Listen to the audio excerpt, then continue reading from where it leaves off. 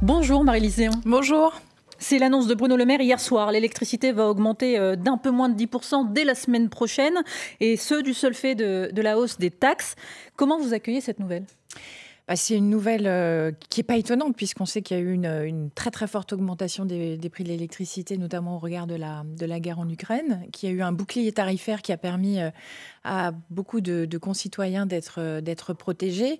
Ce bouclier, il n'est pas pérenne, c'est-à-dire qu'il était destiné à être temporaire. Donc, ce que je pense, c'est que ça serait intéressant et important pour tous les ménages qui ne peuvent pas absorber cette augmentation, qu'il puisse y avoir encore quelques aides, c'est-à-dire des aides ciblées. Nous, on appelait à une revalorisation, par exemple, du chèque énergie pour les plus modestes ? Une revalorisation ou en tout cas un ciblage pour ceux qui ne peuvent pas absorber cette augmentation. Nous, on a toujours été favorable à ce que les citoyens puissent être protégés, mais comme on n'a pas tous les mêmes ressources, ce qui serait intéressant, c'est que ce bouclier puisse continuer d'être actif pour ceux qui en ont besoin et qui ne peuvent pas absorber cette augmentation de l'électricité. Et c'est de nature à alimenter la grogne sociale, la colère ? Alors là, moi, je ne fais pas un déplacement auprès des équipes à la fois syndicales et salariées, les agents des fonctions publiques, sans qu'on me parle effectivement du pouvoir d'achat. Donc le pouvoir d'achat, c'est à la fois pouvoir vivre dignement de son travail et faire face aux dépenses contraintes qui augmentent, l'alimentation par exemple, l'électricité aujourd'hui. Donc c'est un énorme sujet. C'est un sujet d'inquiétude pour beaucoup de travailleurs et de travailleuses. C'est un des sujets d'inquiétude d'ailleurs des agriculteurs. Il y en a déjà beaucoup, agriculteurs en colère face aux normes françaises, aux normes européennes. On les a beaucoup entendus ce week-end, on les a encore entendus ce matin sur France Info. Est-ce que vous les comprenez ? Je comprends que quand on est agriculteur ou agricultrice d'ailleurs, qu'on ne puisse pas vivre dignement de son travail, ça met les gens en colère. Oui, je les comprends. Je comprends aussi leur désarroi face à un certain nombre d'éléments auxquels ils doivent faire face. Alors, je ne suis pas convaincue non plus que les normes, notamment environnementales, soient le malheur, la cause de tout leur malheur. Ça fait partie des problèmes évoqués. Ça fait partie des problèmes, sauf que leur empêche d'agir comme ils le souhaitent. Il faut être extrêmement vigilant aussi au fait qu'il ne faut pas perdre de cap le besoin que l'on a d'aller vers une transition écologique juste. Donc, ce qu'il faut réussir, c'est la transformation du modèle de l'agroalimentaire, de l'agriculture, vers un meilleur, plus de respect de l'environnement. Donc, prudence sur le fait que supprimer des normes, notamment environnementales, en plus, je ne suis pas sûre que ça réponde complètement à tous leurs besoins. C'est la difficulté des agriculteurs aujourd'hui. Gabriel Attal doit recevoir ce soir le président de la FNSEA, celui des jeunes agriculteurs aussi. Qu'est-ce qu'il doit leur dire ? Le Premier ministre, je pense qu'il faut être à l'écoute, d'une part, et puis... c'est important, je le dis encore, de garder le cap de cette transition écologique juste. On a besoin de transformer notre modèle économique et notamment agroalimentaire et agricole. La question, c'est comment on accompagne. C'est ça, mais vous voyez bien la difficulté. Mais c'est tout le problème, entre la productivité recherchée par les agriculteurs et les normes environnementales, parce que la planète brûle. C'est tout le défi. S'il n'y a pas d'accompagnement, ça sera l'un ou l'autre. C'est-à-dire une transition écologique au détriment du social ou le maintien de l'existant, et on ne fera jamais cette transformation écologique. Donc il faut pouvoir accompagner les agriculteurs dans le changement de ce modèle. À la place qui est la vôtre, Marie-Lise Léon, vous avez vécu un certain nombre de mouvements sociaux. Est-ce qu'on est sur le même type de mouvement que les Gilets jaunes, c'est-à-dire un mouvement avec une petite étincelle, avec une accumulation aussi de sujets qui ne sont pas toujours très bien définis, et puis une colère qui devient incontrôlable ? Moi, je pense qu'effectivement, le terrain est inflammable. Il y a beaucoup de colère, comme vous l'avez dit. Ce qui guide ces revendications, c'est la dignité, vivre dignement de son travail. Et je pense que ça, c'est fondamental. En tout cas, ça peut être un puissant moteur dans une mobilisation. Donc, il faut être extrêmement vigilant. Le patron de la FNSEA dit ce matin qu'ils vont multiplier les actions toute la semaine et aussi longtemps que ce sera nécessaire. Vous-même, à la CFDT, vous avez une branche agroalimentaire. Les négociations ont lieu en ce moment avec les industriels. Malgré la loi Egalim, c'est compliqué. La loi Egalim qui doit assurer un revenu minimum pour les agriculteurs. Oui, c'est compliqué. Là, vous pointez un point extrêmement important, c'est la question du partage de la valeur tout au long de la chaîne de production. Et dans les industries agroalimentaires, les discussions sont très difficiles puisque les employeurs ont du mal à se mettre autour de la table, notamment sur la question salariale. Donc, nous, on joue notre rôle aussi d'organisation syndicale dans ces branches pour pouvoir obtenir. Dans les négociations avec les industriels, c'est les prix qui sont tirés vers le bas pour le pouvoir d'achat des Français. Comment les agriculteurs parviennent à se battre? Je vous donne l'exemple parce que Bruno Le Maire, hier, a dit il y a les négociations en ce moment, on va multiplier les contrôles pour que les agriculteurs puissent subvenir à leurs besoins. C'est exactement la question du partage de la valeur tout au long de la chaîne. Si les agriculteurs n'arrivent pas à vivre dignement, c'est aussi en partie du fait que les prix d'achat de leurs produits sont tirés vers le bas. Et je pense qu'il faut que dans l'ensemble de la chaîne, tout le monde prenne sa part d'efforts et que, notamment dans l'industrie agroalimentaire, ils répartissent équitablement entre les salariés et les agriculteurs. Ils n'arrivent pas suffisamment à rembourser leurs investissements. Les agriculteurs, aujourd'hui, ils disent on a d'un côté des normes qui augmentent, des prix qui sont tirés vers le bas. Est-ce que c'est le bon moment? Et je reviens à la question de tout à l'heure, puisque vous disiez c'est pas le bon moment pour revoir les normes. Est-ce qu'il ne faut pas quand même un tout petit peu assouplir? Le gouvernement a dit on va simplifier drastiquement les normes. La question, c'est qu'est-ce que c'est que cette simplification? Est-ce que c'est mettre en stand-by à un moment? Est-ce que c'est aller de façon plus progressive pour atteindre les objectifs et de maintenir les normes environnementales? La question, c'est il faut regarder quelles sont les modalités, le chemin qui est prêt à prendre. Ce que vous prenez, vous, à la CFDT, c'est quoi? C'est éventuellement, on le fait plus progressivement, mais il ne faut pas abandonner les normes environnementales. Si on lâche l'objectif de transition écologique juste, ça sera encore plus difficile d'y revenir parce qu'il y aura toujours une bonne raison pour ne pas respecter ces normes ou en tout cas ne pas s'engager dans cette transformation. Et c'est un impératif pour l'Europe, c'est un impératif pour la France de pouvoir s'inscrire dans cette trajectoire et limiter les gaz à effet de serre. Marie-Lise Léon, il y a la réglementation, mais il y a aussi la question du gazole non routier. Le gouvernement a décidé une hausse progressive de sa fiscalité dans le cadre de la transition écologique. Là aussi, quand il s'agit d'écologie, il faut que tout le monde mette la main à la poche. La main à la poche ou la main à la pâte, il faut surtout toujours penser l'accompagnement social, c'est-à-dire qu'il n'y aura pas de transition écologique juste sans acceptabilité sociale. Donc toujours penser ces mesures en regardant quel est l'impact concret que ça va avoir sur les personnes. Là, sinon, on embarquera. Ce ne sera pas pour tout de suite. Ça sera.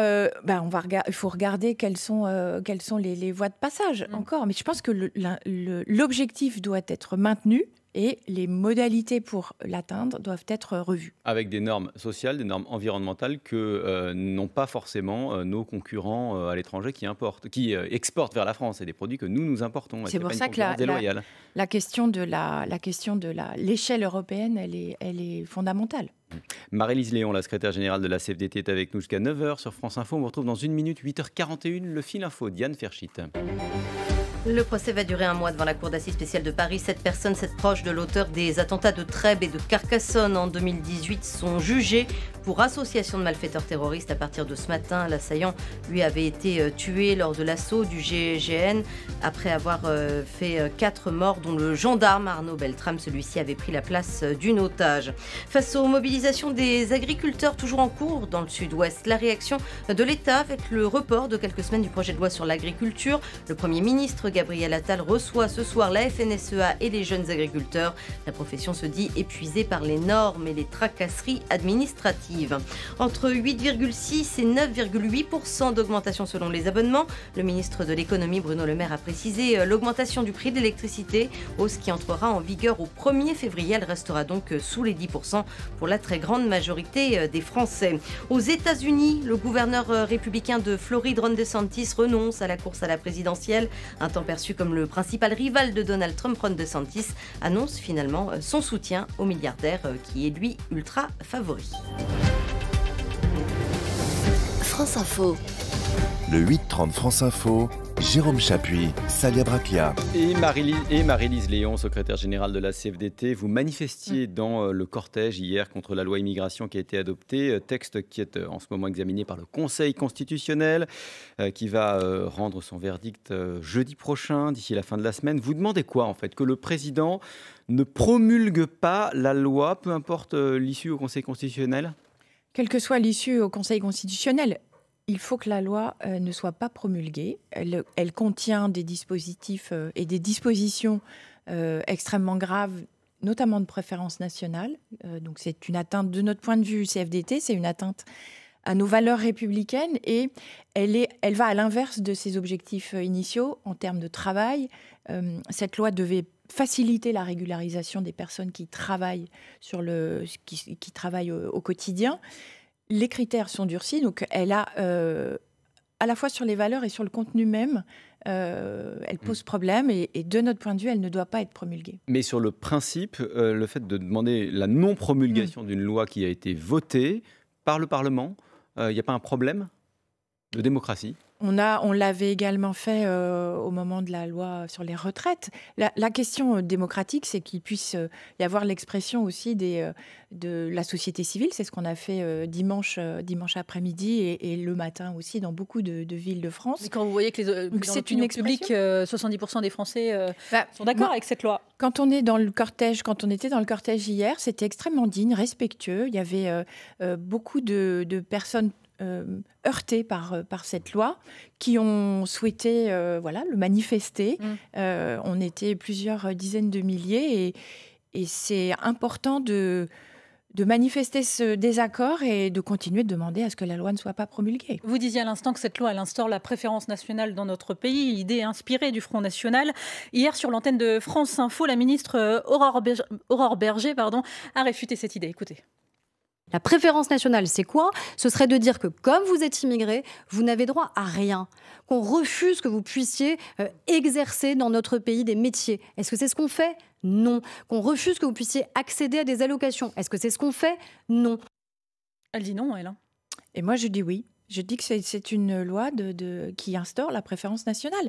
Les aides et les allocations qui sont délivrées demain, si la loi est promulguée, il faudra 5 ans pour les personnes qui n'ont pas la nationalité française. Donc, il y a un distinguo et on est exactement sur le cœur du programme des partis d'extrême droite, qui est de faire une différence entre les citoyens et entre les personnes qui vivent ensemble dans un même territoire.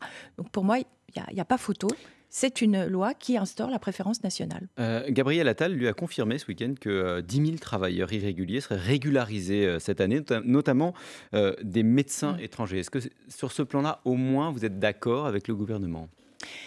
Il y a une nécessité d'avoir ces médecins qui pratiquent dans l'ensemble de nos établissements hospitaliers ou non hospitaliers. Mais ça veut dire qu'il convient, il reconnaît qu'il y a une problématique dans les métiers du soin, de la santé, et qu'on a besoin de ces médecins. Et en même temps, il ferme toutes les portes et il explique à toutes les personnes qui travaillent en France aujourd'hui qu'elles ne sont pas les bienvenues et qu'elles ne doivent pas rester. Je trouve ça assez contradictoire et ce n'est pas du tout notre vision de faire une régularisation à la carte en fonction des besoins, des tensions et des secteurs qui sont particulièrement touchés. Marie-Lise Léon, vous avez rencontré en fin de semaine dernière la nouvelle ministre du Travail, Catherine Vautrin.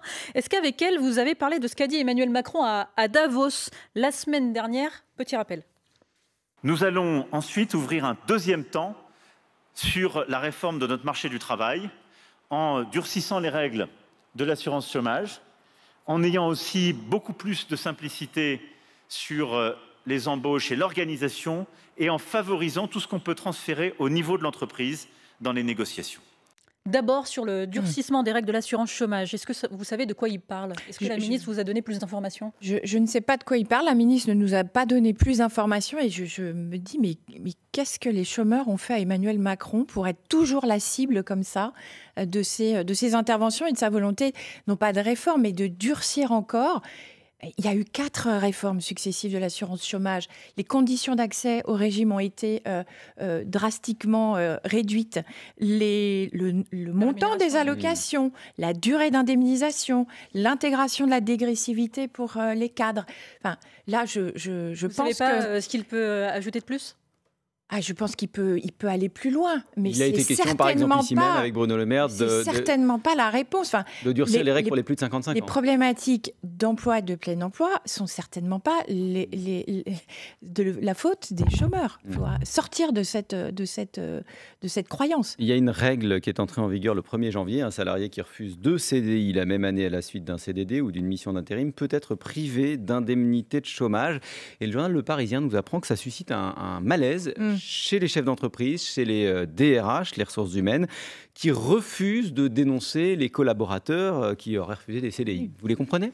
Je comprends qu'il soit mal à l'aise. Ce que je regrette, c'est qu'il ne se soit pas réveillé avant. C'est-à-dire que cette disposition a été adoptée dans la loi plein emploi à la fin 2023, qu'on a dénoncé, nous, cette mesure en disant « mais combien de personnes ça concerne ? De qui parle-t-on ? Et regardons de façon un peu plus précise. » On n'a jamais eu de réponse. Et là encore, c'était une mesure un peu dogmatique de considérer que c'était quelque chose de totalement généralisé et que ça serait la solution au plein emploi. Et donc ce n'est pas au directeur des ressources humaines de se substituer à l'administration pour les contrôles, par exemple ? Nous, on a posé la question de concrètement comment ça va être mis en place si réellement c'est un problème et que c'est général.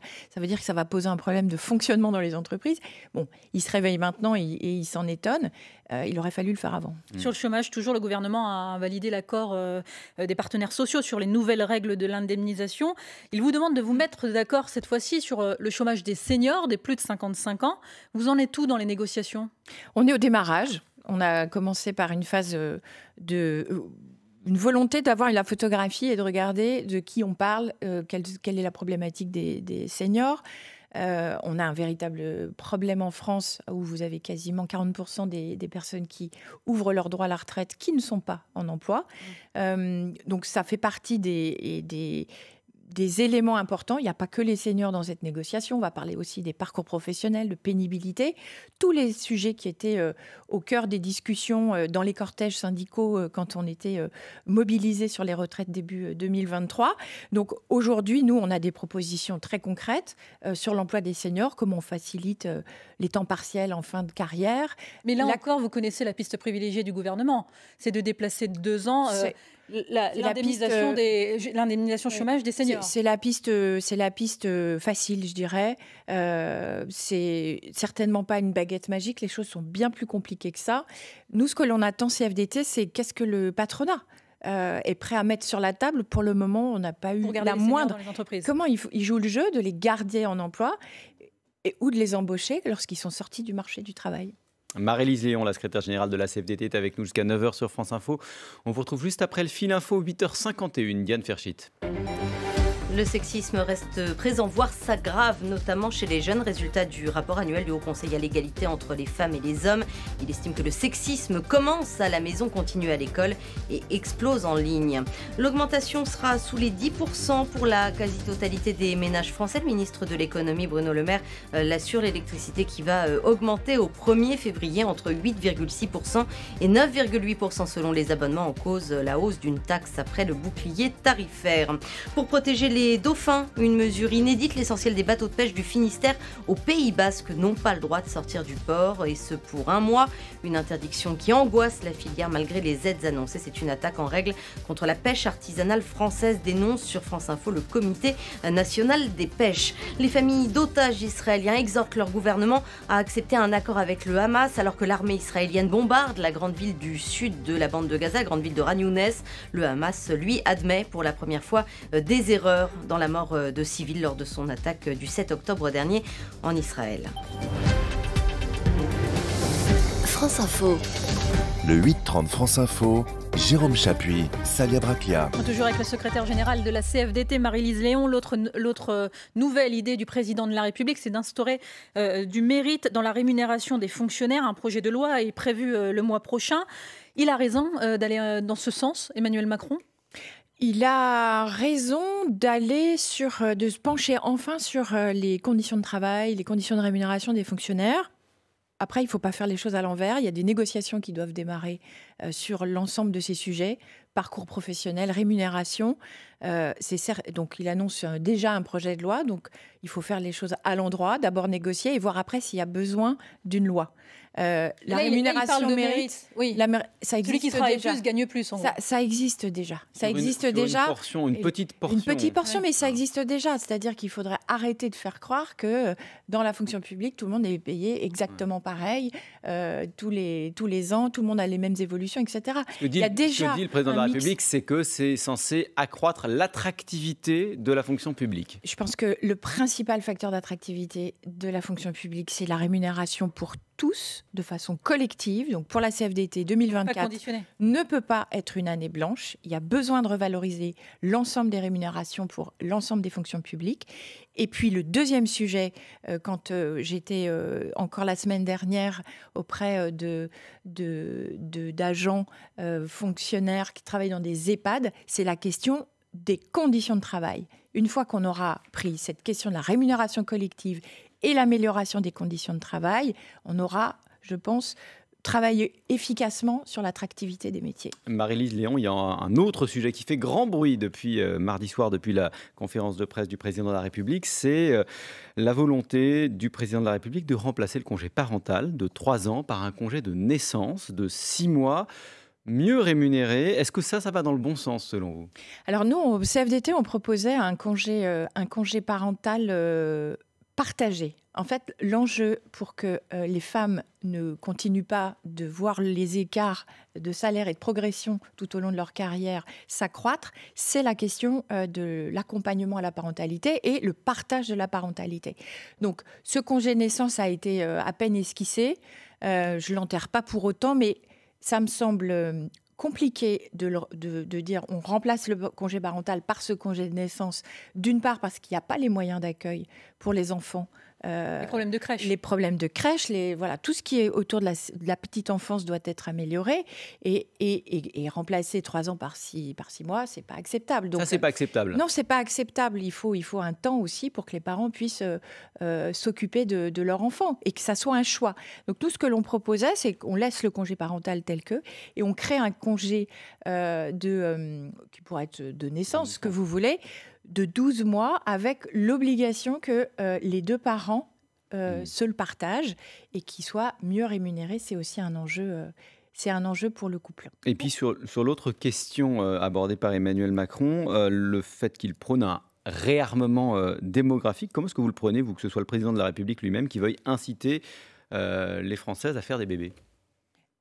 Alors moi, la terminologie, le terme réarmement déjà ne me convient pas. Bon, démographique, ça pourrait être extrêmement intéressant d'avoir un débat effectivement sur la démographie, le vieillissement de la population. Oui, parce qu'on dit qu'il y a un rapport avec l'équilibre du modèle social. Oui, l'équilibre, mais ça fait longtemps que la CFDT porte cette question autour de la dépendance, la nécessité d'avoir une loi autonomie. Les gouvernements précédents n'ont eu de cesse que de reporter de mois en mois, voire d'année en année cette sur la question de la natalité. Loi autonomie. Sur la question de la natalité, il faut regarder comment les termes du débat peuvent être posés. Je ne suis pas convaincue que la façon dont ça a été présenté nous permet d'avoir un débat utile. La polémique Oudéa-Castéra, loin de s'éteindre, est ravivée par une nouvelle information de Mediapart. Le fils de la ministre, comme une trentaine d'autres élèves d'ailleurs, aurait bénéficié d'un système de contournement de Parcoursup organisé par l'établissement parisien privé Stanislas. On sait que la ministre fait l'objet d'un déport sur toutes les histoires de Stanislas, car ses enfants y sont scolarisés. Mais quand même, est-ce que la situation est tenable pour elle ? Je pense que la situation est très compliquée.